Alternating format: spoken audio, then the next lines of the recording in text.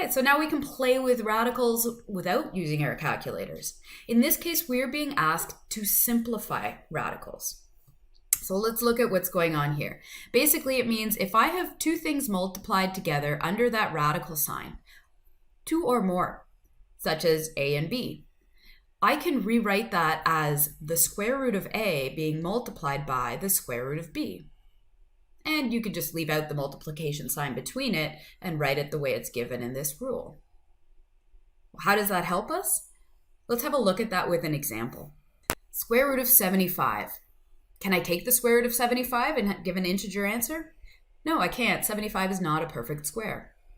Here we're being asked to simplify, so we're not going to reach for our calculators to give a decimal answer. We want to provide an exact answer to this problem. So looking at the number 75, I notice that it's related to 25, and I know that 25 is a perfect square. In fact, 25 times 3 gives me 75. So I'm going to rewrite 75 as a product of 25 and 3.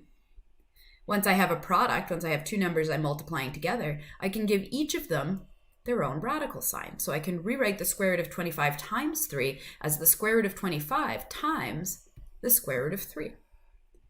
What is the square root of 25? 5 times 5 is 25. So the square root of 25 is 5. What about the square root of 3? That one's not relevant. I can't take the square root of 3. I knew I was never going to get rid of both of them, or the square root of 75 would have been a perfect square, or 75 would have been a perfect square on its own. So the simplified form of the square root of 75 is 5 root 3, 5 times the square root of 3. So careful here, this doesn't apply if we're adding the numbers under the radical. If there's a sum or a difference, if we're adding or subtracting under the radical sign, we can't split it up into two pieces, the same way that we do for multiplication. So this rule will only help us out where we're multiplying the numbers under the radical sign. Let's try a few of these. Starting with the square root of 12.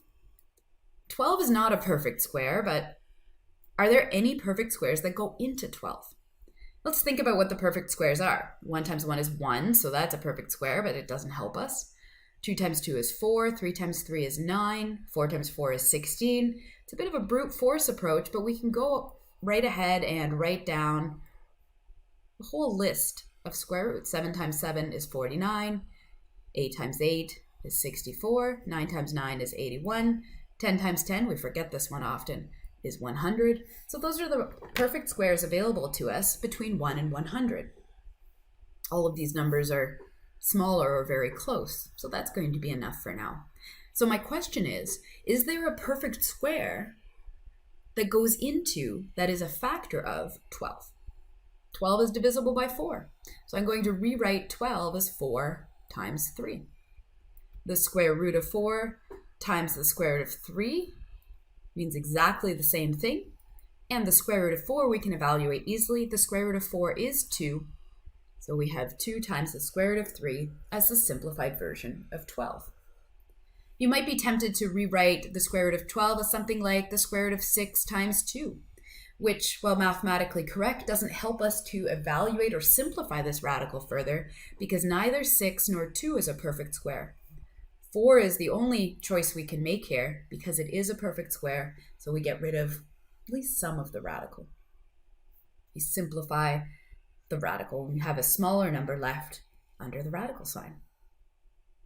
Try it. The square root of 12 on your calculator will give you the same answer as punching in 2 times the square root of 3. It'll give you the same decimal value. Let's try a few more. Square root of 27. 27 is divisible by 9, and 9 is a perfect square, so let's try that one. 9 times 3 is 27. So I'll rewrite this as the square root of 9 times the square root of 3 using my property of radicals. The square root of 9 is 3, at least that's the principal square root, the only one we're interested in. And I can't take the square root of 3 yet again. So the simplified form of the square root of 27 is 3 root 3, 3 times the square root of 3. What about 72? Looks a little bit trickier, but it's 36. 36 times itself twice. 36 times 2 gives me 72. 72 is not a perfect square, but 36 is. Square root of 36 times the square root of 2 is equal to 6 root 2. This one's a little bit tricky only because it's easier than the rest. Is 81 a perfect square? Of course it is. So we don't need to break this up into two products. We can just go ahead and take the square root of 81. Remember that the negative sign is out front, so I've just recopied it here. We're just asked to write out whatever the negative of the square root of 81 is. So the answer is negative 9. When the numbers get bigger, this definitely gets a little bit trickier. Give that a try.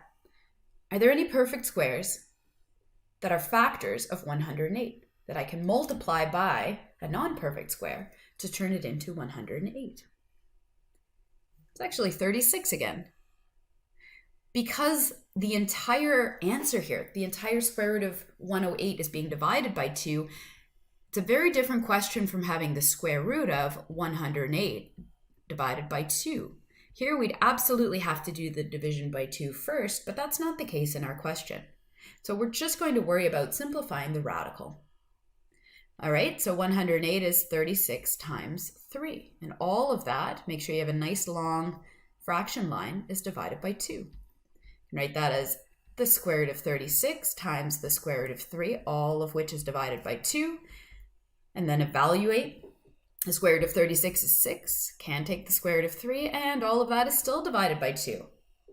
Well, now I have a number outside of the radical sign, regular old 6 in the numerator.